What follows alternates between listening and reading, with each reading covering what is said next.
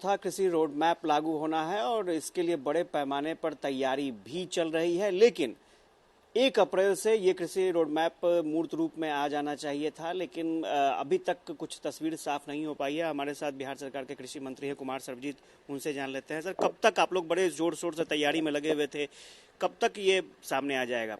अभी करीब करीब फाइनल स्टेज में है और जितनी भी उस पर काम करनी थी और मंगला राय वगैरह सब लोग थे, कई अधिकारी थे, 12-12 डिपार्टमेंट के लोग थे और मुझे लगता है कि कुछ ही दिनों के अंदर कृषि रोड मैप जो है माननीय मुख्यमंत्री की अध्यक्षता में, और चूंकि ये रिस्पॉन्सिबिलिटी माननीय मुख्यमंत्री जी का है और कौन लोग आएंगे कृषि रोड मैप में, तो जल्द ही तय हो जाएगा। और ये चौथी कृषि रोड मैप का जो फायदा है वो किसानों को मिलने लगेगा। एक चर्चा बहुत जोर शोर से हो रही है कि कृषि रोड मैप आने से पहले आपके विभाग के सचिव छुट्टी पर चले गए, क्या सब चीज ठीक ठाक है, क्या है? नहीं।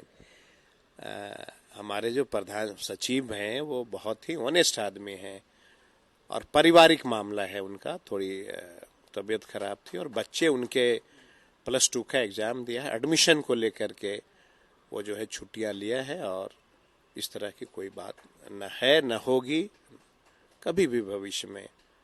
और अधिकारी अधिकारी होते हैं और हम सबों की कर्तव्य होती है।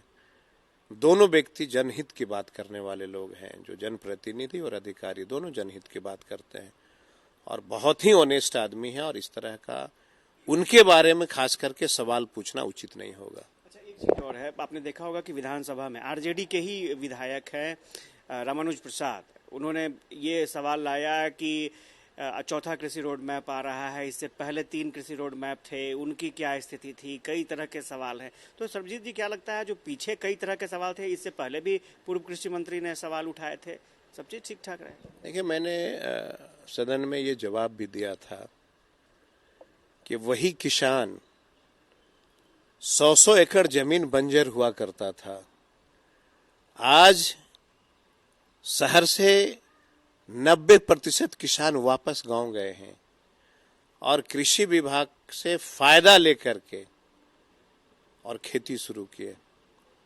और एक उदाहरण स्वरूप मैं चाहता हूं कि देश और दुनिया की मीडिया मेरे साथ बैठ जाए ट्रेन में, यहां से किशनगंज तक चलेंगे, अगर कहीं 1 कट्ठा खेत आपको कोई मिल जाए परीत बिना उपज का, तो आप जो कहेंगे मैं मानने को तैयार हूं।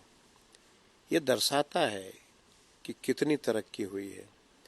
और जो चौथी कृषि रोड मैप हुई है उसमें मिलेट्स का जो मामला आया है, मोटे अनाज का, उसके लिए भी हम लोग सेंटर ऑफ एक्सीलेंस, मखाना का सेंटर ऑफ एक्सीलेंस, पान का सेंटर ऑफ एक्सीलेंस, हनी का जो है मध का जो है सेंटर ऑफ एक्सीलेंस, ये सब निर्माण होने जा रहा है।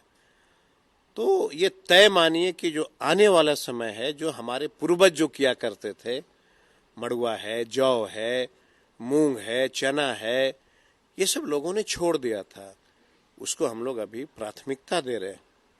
और प्राथमिकता देने के बाद मुझे पूरा भरोसा है कि ये जो चौथी कृषि रोड मैप होगी वो किसानों की आमदनी को बढ़ाएगा। बस सिर्फ और सिर्फ एक दिक्कत आती है, फर्टिलाइजर।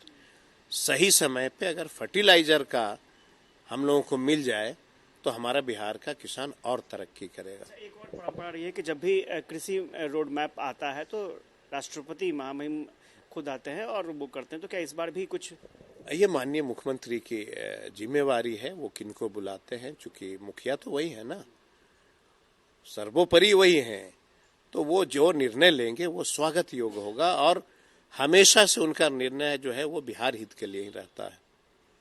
कृषि मंत्री थे और ये बता रहे थे कि कब कृषि रोड मैप आने वाला है, और जो कुछ भ्रांतियां चल रही थी उस पर भी इन्होंने सफाई दी है, साफ तौर पर कहा है कि इस तरह की कोई बात नहीं है और तय समय पर कृषि रोड मैप आएगा। और सबसे खास बात यह है कि जो सवाल खड़े किए जा रहे थे भ्रष्टाचार को लेकर के, चौथे कृषि रोड मैप में इस तरह की कोई भी बात सामने नहीं आएगी और चौथा कृषि रोड मैप जो है वो किसानों के लिए काफी फायदेमंद साबित होगा। कैमरा पर्सन श्याम के साथ आशुतोष चंद्रा, कशिश न्यूज।